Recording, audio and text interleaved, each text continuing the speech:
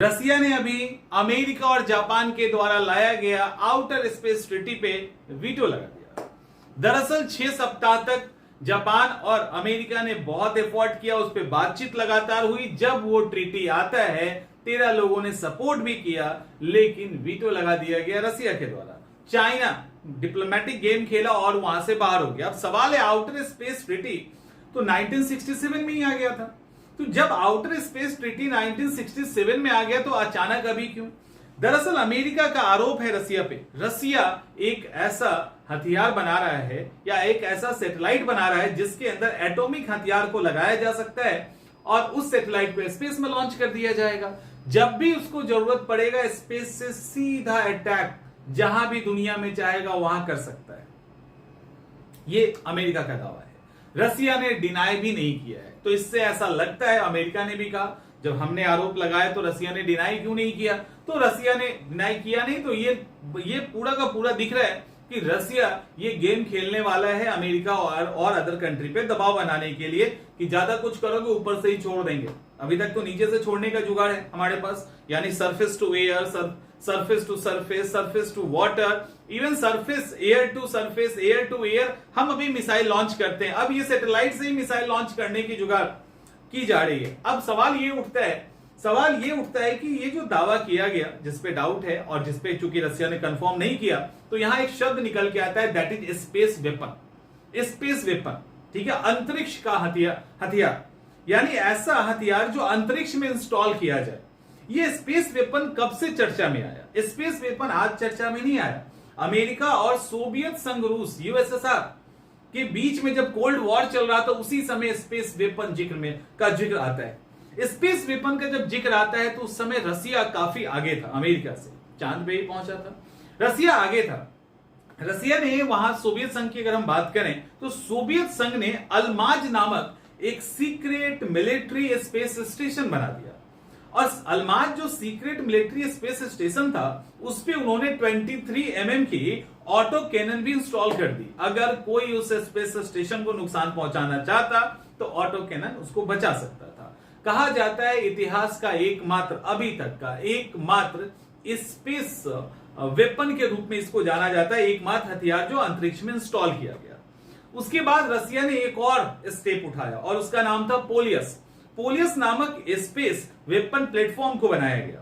अब ये जो पोलियस था इसको इंस्टॉल किया या नहीं ये एक चर्चा का विषय है और इसका जिक्र फिर दोबारा नहीं हुआ, मतलब इस पर डाउट है कि इन्होंने इसको इंस्टॉल किया भी था।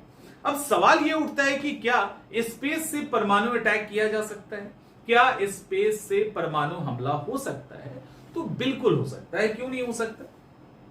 1967 में वैसे आउटर स्पेस ट्रीटी हुई थी।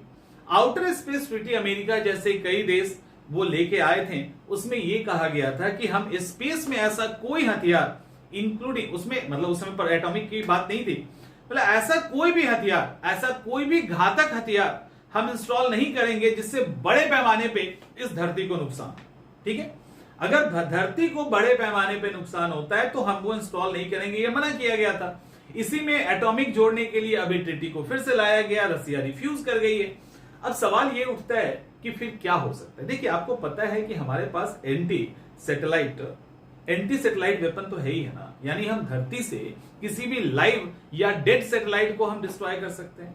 इंडिया के पास भी है, अमेरिका के पास भी है, रसिया के पास भी है, चाइना के पास भी है, और भी कुछ कंट्रीज है उनके पास भी, किसी के पास खुलेआम, किसी के पास हिडन तौर पे।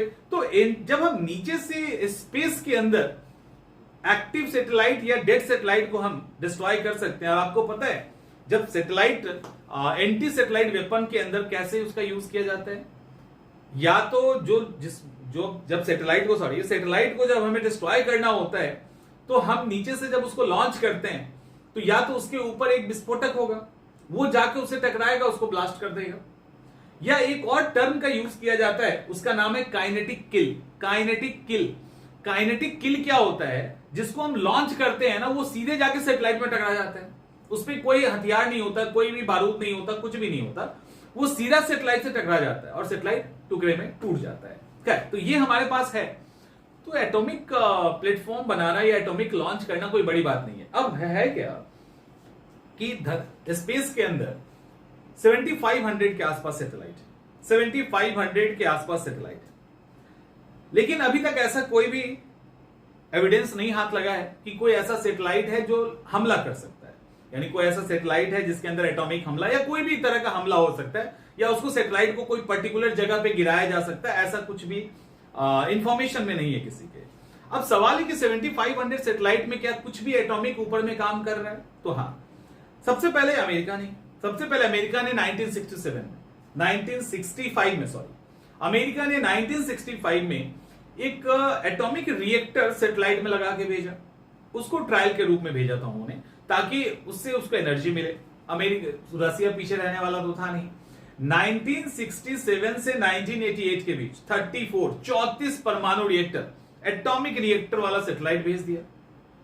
तो ये सब चीज है ऊपर में। इसका मतलब ये बिल्कुल ही नहीं है कि कोई ऐसा एटॉमिक हथियार या कोई ऐसा खतरनाक हथियार भी ऊपर है जिससे इस धरती को नुकसान पहुंचाया जा सकता है।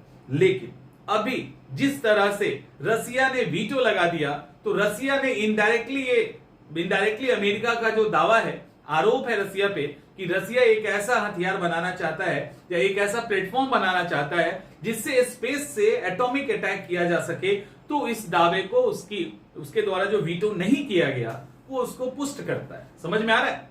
तो वो उसको जस्टिफाई करता है। अब सवाल है कि ये इतना बर्निंग टॉपिक हो गया कि अपकमिंग यूपीएससी, पीसीएस, प्रीलिम्स में भी, मेंस में भी ये सवाल पूछे जा सकते हैं। इवन साइंस एंड टेक के अंदर ये सवाल आ सकता है। तो स्पेस टेक, काइनेटिक किल और एंटी सैटेलाइट वेपन, और इसके साथ साथ जो आउटर स्पेस ट्रीटी है, इस पे आप लोग कमांड करके जाइएगा। आउटर स्पेस ट्रीटी इंपॉर्टेंट हो गया है अपकमिंग एग्जामिनेशन के लिए, प्रीलिम्स के पॉइंट ऑफ व्यू से भी और मेंस के लिए। पूरा का पूरा सिनेरियो जो अभी दिख रहा है, चूंकि आपको पता है। और यहां पे एक और चीज हो गया ना, चाइना बाइकआउट कर दिया, चाइना आया ही नहीं। तो चाइना के नहीं आने के पीछे एक ही कारण था कि चाइना इसके अंदर आके विवादों में नहीं फंसना चाहता था, उसने इनडायरेक्टली रसिया को सपोर्ट कर दिया। चाइना का नहीं आना, रसिया को सपोर्ट करना है। और चाइना और रसिया के बीच में भी एक अजीब बाउंडिंग दिख रही है, क्योंकि अमेरिका के खिलाफ दोनों देश हैं। अभी इंडिया बीच में चल रहा है, तो अमेरिका के खिलाफ ये दोनों देश है। तो इसके कारण अभी चाइना ने जो इस पे, चाइना हट गया और रसिया ने क्या कर दिया, वीटो लगा दिया। तो ये कहानी बिल्कुल जंगल में आग की तरह फैलना, जिसको कहते हैं ना, वो जंगल में आग की तरह फैल गया है। और हर जगह ये अभी इंटरनेशनल मीडिया में छाया हुआ है। रसिया को लेकर बहुत ज्यादा क्रिटिसिज्म हो रही है, खास करके जो ह्यूमन राइट वाले हैं या अलग अलग कंट्री का ऑर्गेनाइजेशन। तो ये रहा आज का इंपॉर्टेंट टॉपिक। इस टॉपिक से रिलेटेड मेंस के कॉन्टेस्ट और प्रीलिम्स के तैयार कर लीजिएगा, एग्जाम में सवाल आ सकता है।